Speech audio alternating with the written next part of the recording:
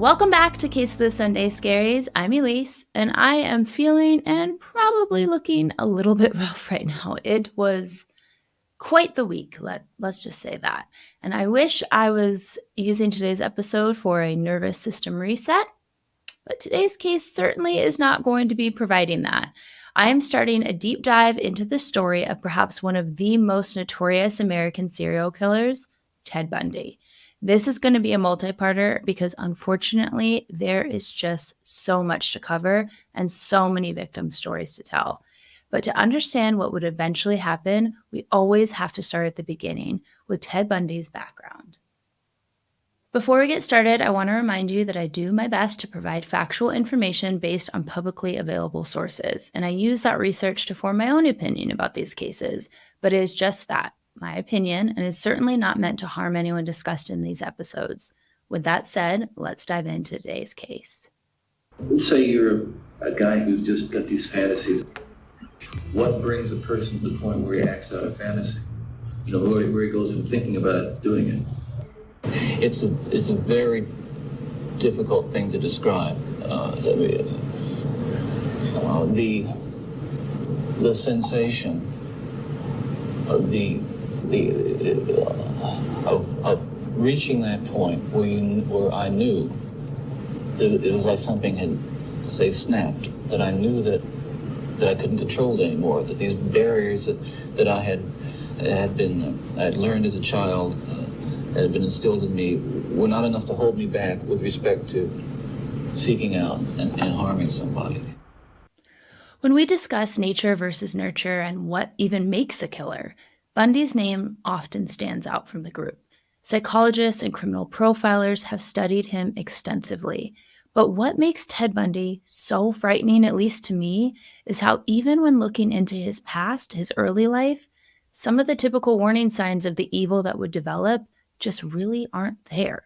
Yeah, he went through some difficult times, but to hear Ted himself describe it, his childhood was quite pleasant. And in the argument of nature versus nurture, could Ted Bundy truly have been born to be a killer? Did he possess from birth the intelligence, darkness, and personality traits that would predispose him to become the prolific serial killer that he became? And if so, was there any way to prevent him from becoming the monster that he did? I'm going to let you guys decide. Theodore Robert Cowell was born on November 24th, 1946 in Vermont. His mother, whose name was Eleanor, but she went by Louise, was pretty young and unfortunately didn't have Ted's father in her life, and so she gave birth to Ted at the Elizabeth Lund Home for Unwed Mothers. Wow, that's a mouthful. But also, it's just fascinating that it wasn't that long ago that they had places like this. As for Ted's father, well, that still remains a mystery. On his original birth certificate, it listed a veteran named Lloyd. But Louise would claim to some that it was actually a war veteran named Jack who impregnated her, and he left her as soon as he found out she was pregnant. But the most disturbing theory held by some of his own family members was that Ted was actually a product of an abusive, incestual relationship between Louise and her own father. Of course, we have no idea if this is true or not, but Ted sure would take after the alleged traits of his grandfather/possible father. Ted's mother did not think that she could keep Ted. She actually wanted to give him up for adoption. Being an unwed mother during that time had quite the social stigma. But her parents, Samuel and Eleanor, yes, another Eleanor, this is going to get quite confusing, this family tree, perhaps circle. They came up with a plan. They would raise Ted as their own son instead of as their grandson, and Ted's mother would just play the part of his older sister, which, wowza, that would make for a very confusing home dynamic. However, they did it out of love, I guess, for their daughter, not wanting basically society to look down on her, or potentially to cover up what was going on inside that home. But here's where the story gets even a little bit more fuzzy than it already was. Ted and other family members said in interviews in 1987, that was after Ted was arrested, that his grandfather was an alcoholic with a wild and abusive temper. They said that he would constantly abuse his wife and daughters, even pushing one of his daughters down the stairs at one point just because she overslept. Hasn't he ever heard of like splashing a little cold water on them or something to learn the lesson? No, apparently he threw her down the stairs. He was also rumored to be unkind to small animals, beating their own family dog and picking up neighborhood cats and swinging them by their tails, which, if you know, you know. His grandmother allegedly was a timid woman who was afraid to ever leave her home and was mentally unwell. Now, if this truly was what Ted witnessed at a very early age, some of his later behaviors might make sense. Many times the abused become the abuser. However, I don't know if any of this is true because in earlier interviews, Ted said nothing but positive things about his grandfather, and people close to the family and Ted's own cousin would say that Sam Cowell was a very good man. He never abused people or animals, his daughters adored him, and that Ted and his family had said all of this bad stuff about Samuel in an effort to explain some of Ted's later behavior, basically to shift blame. Ted himself in early interviews really only had kind things to say about both of his grandparents. But as you will see throughout this episode, Ted is not a reliable narrator. That boy is a liar, liar, pants on fire. He will lie about anything to portray the image that he wants. So maybe Ted really did experience abuse and he even repressed it. He doesn't remember himself. Unfortunately, no one will probably ever know. And who's to say really which story is even true? I often say that no one really knows what's happening in a relationship besides the two people that are in that relationship. So I don't think it's that big of a stretch to say that no one knows what's happening behind the closed doors of a family home besides those living in it. For one reason or another, when Ted was about 4 years old, his mom Louise took him from Vermont all the way to Tacoma, Washington to live with relatives. And pretty shortly after, she met a man named Johnny Bundy at a church singles night, and the two hit it off immediately. Johnny married Louise later that same year, and he went out of his way. Not only was he a great stepdad, but he adopted little Ted, changing Ted's last name to what would later become the infamous Ted Bundy. Louise had found herself a very good man. Not only had he adopted Ted, but he really wanted to form a father and son relationship with him. He invited him camping and to do all these activities together, but it seems that Ted really could never emotionally connect to his stepfather. However, the opposite seemed to be true about the 4 other children that his parents would have together.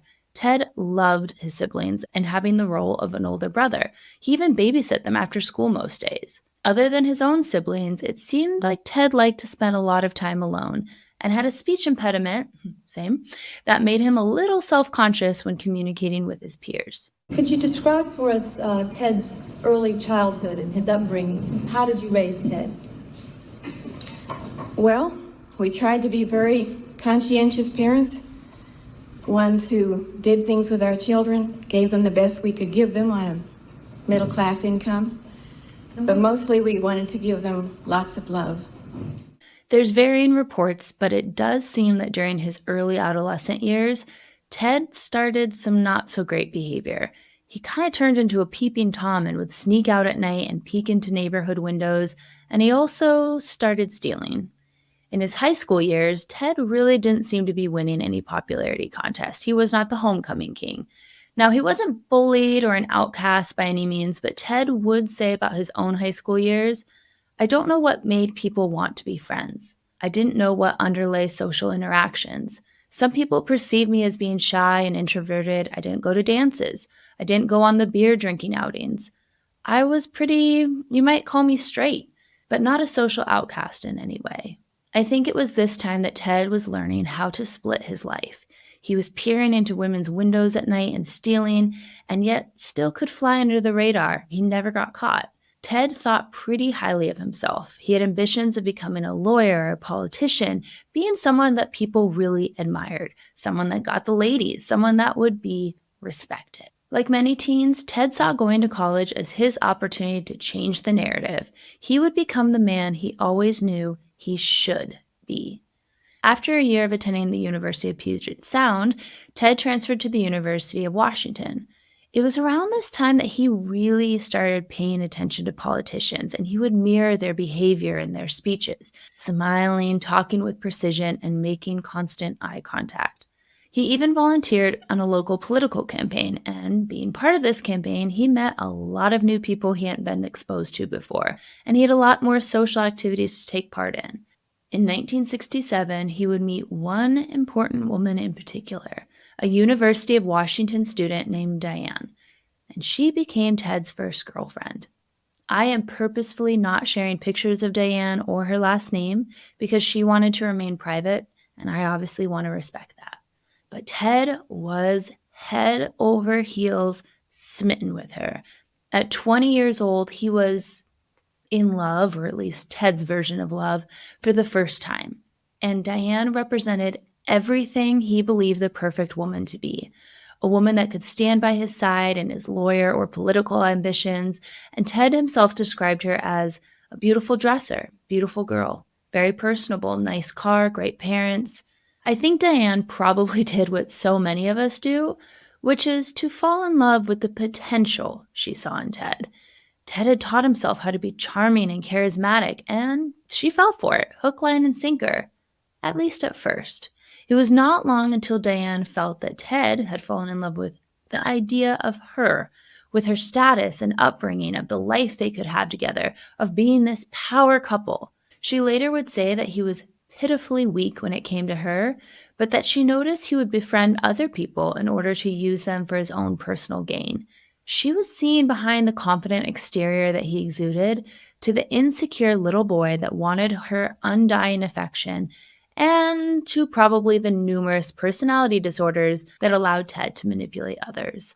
And in a rather shocking turn, Ted ended up dropping out of college, which is quite an odd choice for someone who wants to become a lawyer or a politician. It's kind of a prerequisite, right? He went on to work some interesting odd jobs. He even worked for a time as a driver and a bodyguard for a man who was running for governor. But Diane had an idea for the life that she wanted, and Ted just simply wasn't measuring up. He talked of ambition and drive and all these dreams for the future, and yet he was not delivering. And Diane, for I'm sure numerous reasons, decided to end their courtship. Now here's the thing. People are allowed to end relationships. That is sort of the whole point of dating, is it not? You get to know someone, see if you can intertwine your lives, find out if you're even compatible. And then, if not, you're allowed to break up with someone and move on. We have all had our heart broken by someone. You hurt for a bit, then you collect yourself and move forward. But not Ted. He could not handle this rejection. He was so enamored and focused on this life that he had dreamed of building with Diane that this heartbreak sent him into a spiral. Every insecurity from his childhood, every feeling of abandonment, of not being natural in social interactions, of all the work he had to put into just to get a woman like Diane.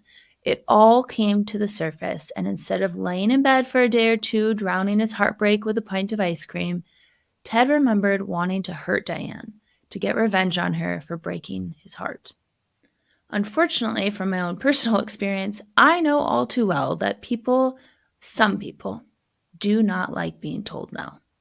They take rejection as an insult to their character, to their worth, and then that insecurity, it turns to anger.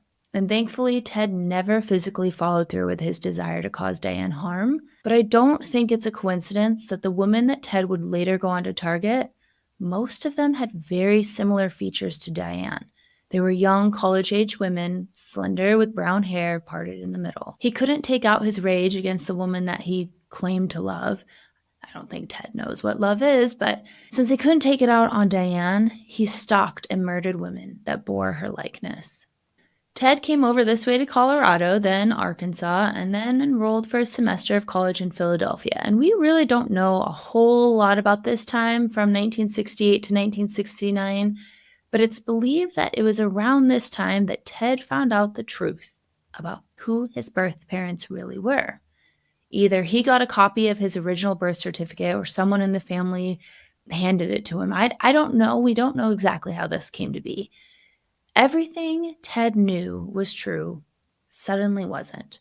His older sister that had raised him was really his mother, and his dad, well, no one even knew who that was. According to his mom, it was a guy who ditched her when she became pregnant, and according to his birth certificate, it was someone else entirely. And according to rumor, the man he thought was his dad might have actually been his dad and his grandpa. Ugh, that's gross. I honestly would have loved to be on the other side of a paper-thin wall when Ted called his mother to have that conversation. And I'm not going to discredit that this would throw anyone's world completely off kilter. It would be awful, especially to someone who already seems to not be able to handle anything resembling rejection or abandonment. I can even, and I really never thought these words would come out of my mouth, I can have empathy for young Ted. He probably felt a huge sense of abandonment that even though his older sister and her husband, which was really his mom and stepdad, did their best by him, he must have felt like his parents, who were really his grandma and grandpa, didn't want him when they allowed his sister, really his mom, to move him all the way across the country. He must have thought they don't even want me. They're letting my sister take me away from them. We all want love and acceptance from our parents. It's kind of biologically programmed into us. But what if the people you're seeking that from turn out to not even be your parents? That would mess with anyone's head. Also, this whole like mother, sister, grandma, mom, stepdad, sister, husband, grandfather, I'm confusing myself. So I truly cannot imagine how confusing this was for Ted. And Ted had something to prove. His home life had turned into an episode of Jerry Springer, or maybe Maury, like, you are not the father, except they never figured out who was. And his girlfriend had just left him. Ted could not have this. He, Theodore Bundy, was determined to be something great. So he made his way back to University of Washington to enroll as, get this, a psychology major.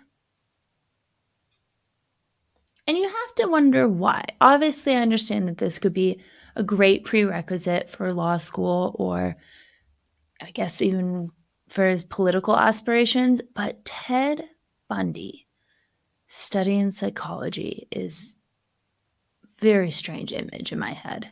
And Ted wasn't a dummy. In fact, it's believed his IQ was around 136, which is considered intellectually gifted. For the first time, he was getting really good grades. And in 1971, Ted Bundy got a job at Seattle's Suicide Crisis Center hotline. Ted Bundy was actually at a job where he could potentially be saving people's lives. Let's just sit with that for a second.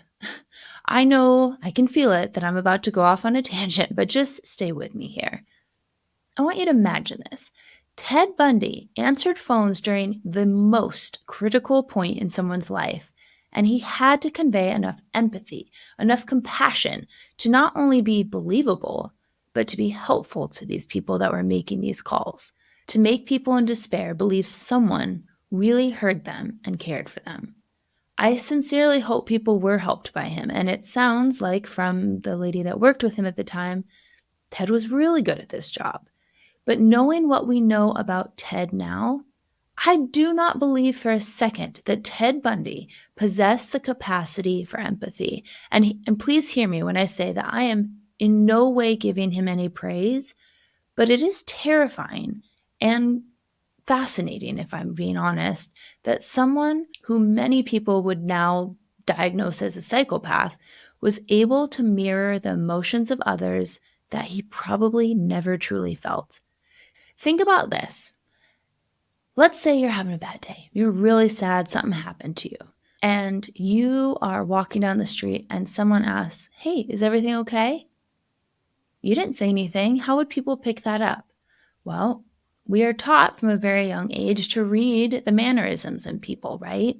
When you're sad, you might have tears in your eyes, but the smaller things, the furrow of a brow, having your eyes downcast, and like the corners of your lips turned down, all of these are tiny little things that we do to convey emotion to others.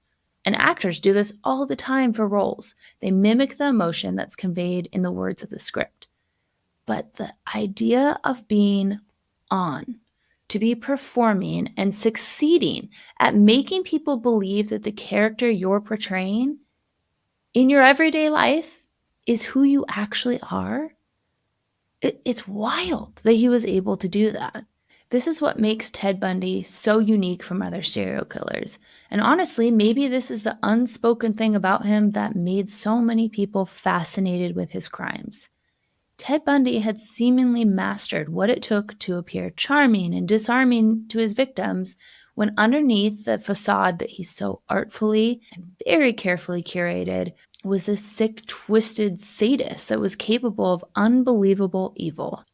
I just can't imagine, and again, I'm not praising him, but he had to be unbelievably intelligent in picking up all of these tiny little social cues that you would think that someone that doesn't possess those emotions themselves wouldn't even notice. It's wild. Anyway, back to the story. Ted has left Philadelphia, he's back in Washington, and he meets another young woman who would be in his life for a very long time. A single mother named Elizabeth who worked as a secretary at the University of Washington. And I hate this. I hate this with my whole heart because her sweet daughter, who was only 3 at the time, named Molly, she thought of Ted as a father figure.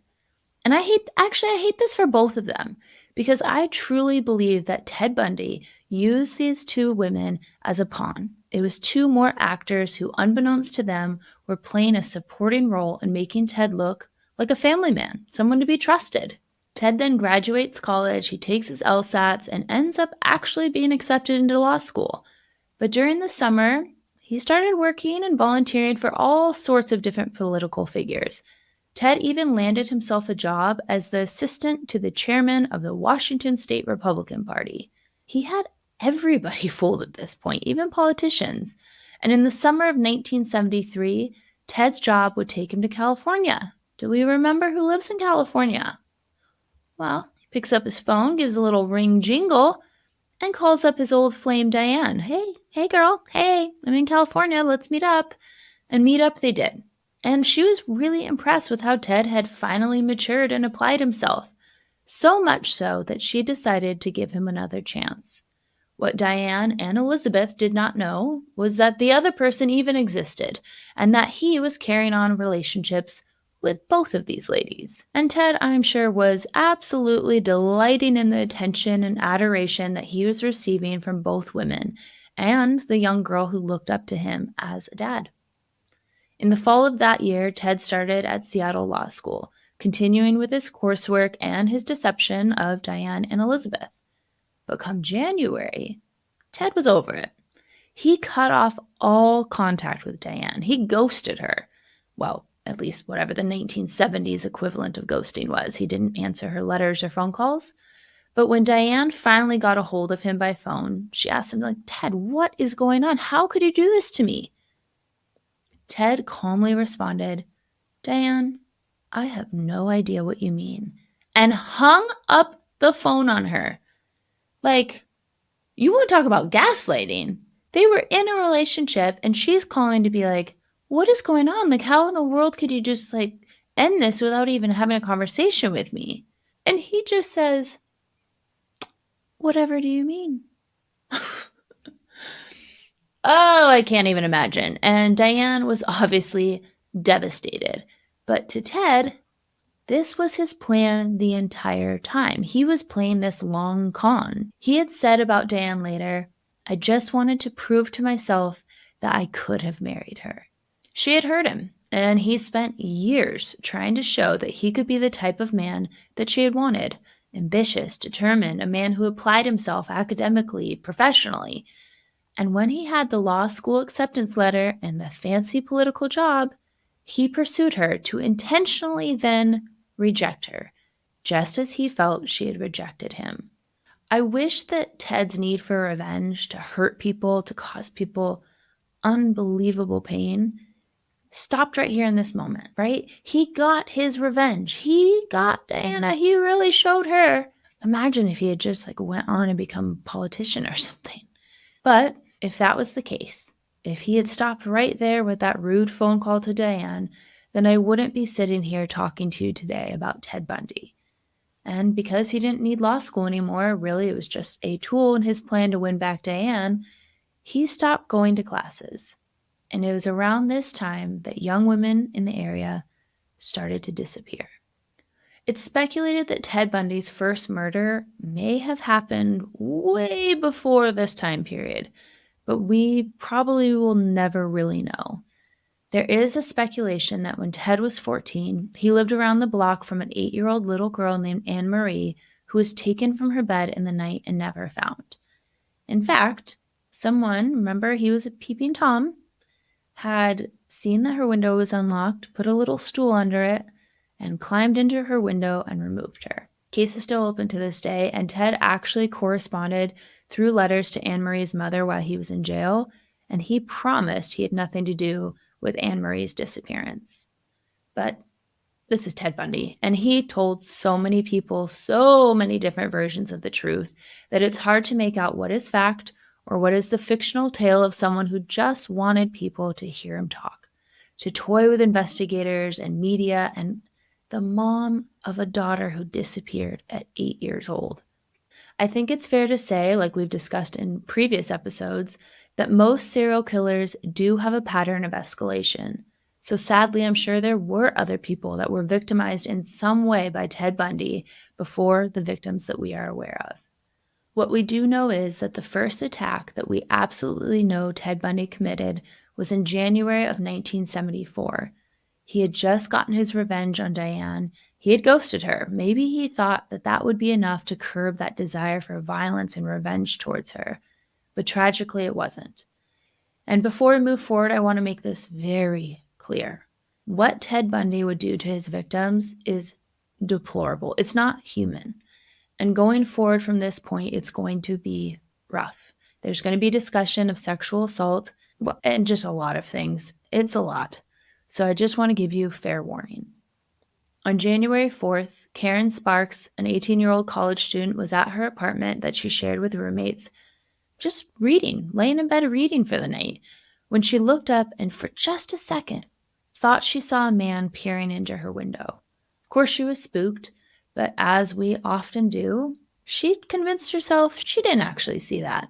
Karen said later, quote, "I remember seeing some guy looking at me and I thought, gosh, maybe it was just a figment of my imagination because it was so quick. It was just a flash. And I thought, well, no, nobody's going to hurt me, I'm living with all these guys, who's going to hurt me?" End quote.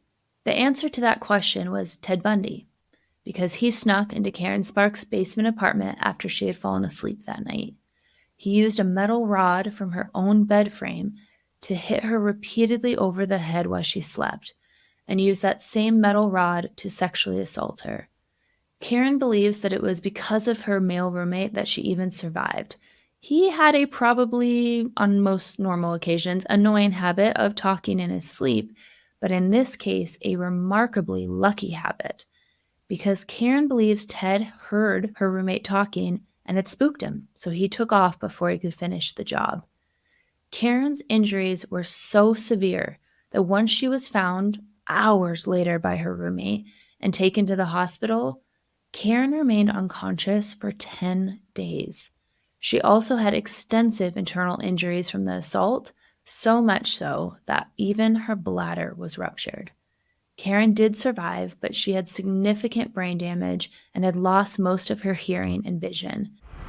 My roommate Bob thought I was still sleeping. Later on, he went down and checked me again, and there he found the blood, and this is horrible for him to find me that way.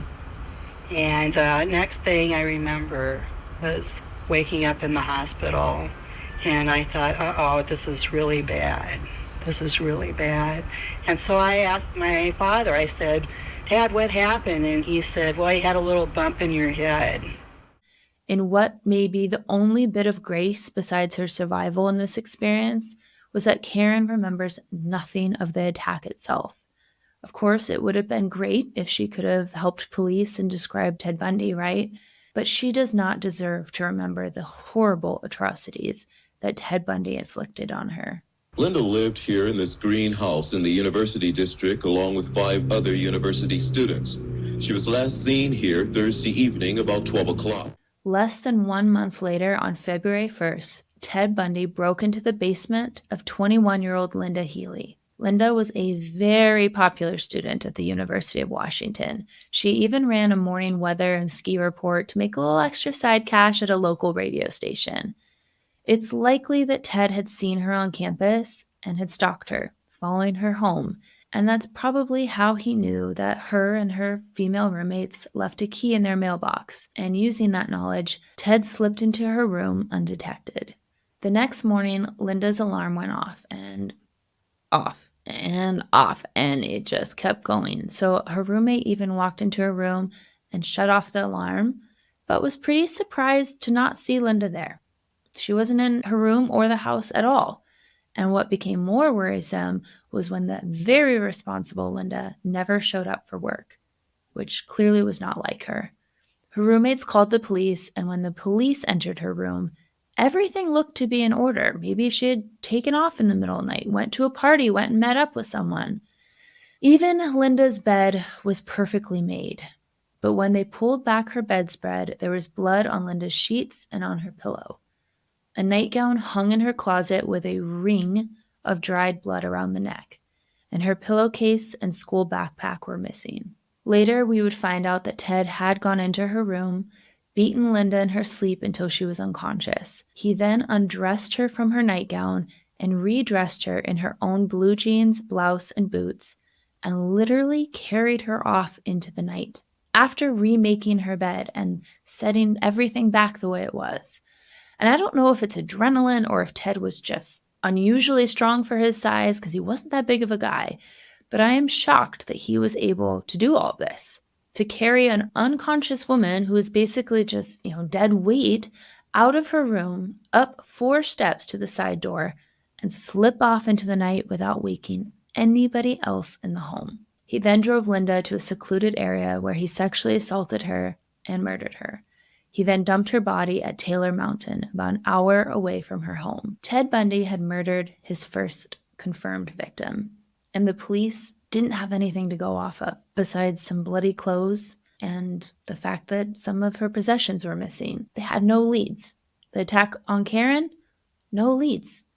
And we have to remember this is quite a while before the term serial killer was even commonly known or that we understood psychological profiling of murders. Usually murder is committed for power, lust, jealousy, or financial gain. But to think that there was a person capable of stalking, sexually assaulting, and murdering women for the sheer pleasure of it was far from being on any police radar. And sure, everyone probably was familiar with Jack the Ripper and the murder castle guy, H.H. Holmes, right? But at this time, police would never suspect that something just as sinister could be taking place in their college town. Unfortunately, before his 4-year reign of terror was over, Ted Bundy would take the lives of nearly 30 victims, and many suspect that the true number is significantly higher. And that is where I'm going to leave you for part 1. But because this is coming out after the holiday weekend, you will not have to wait very long for part 2. It will be out this Sunday. In part 2, we're going to really dive into the victims of Ted Bundy, and it's going to be intense. And we're also going to talk about his escapes.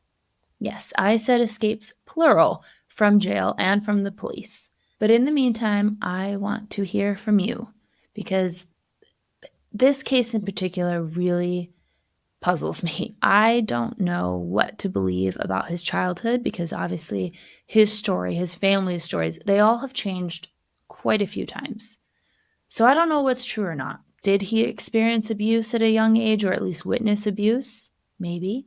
Is that a factor? I mean, if you grew up with a man who's allegedly swinging cats around and beating people, you could see how some of this could happen, right? Or if none of that is true, then how did he become who he became? Like, was Ted Bundy actually born to be a serial killer? I don't know. I don't know what I think, but I really want to hear your guys' takes on it.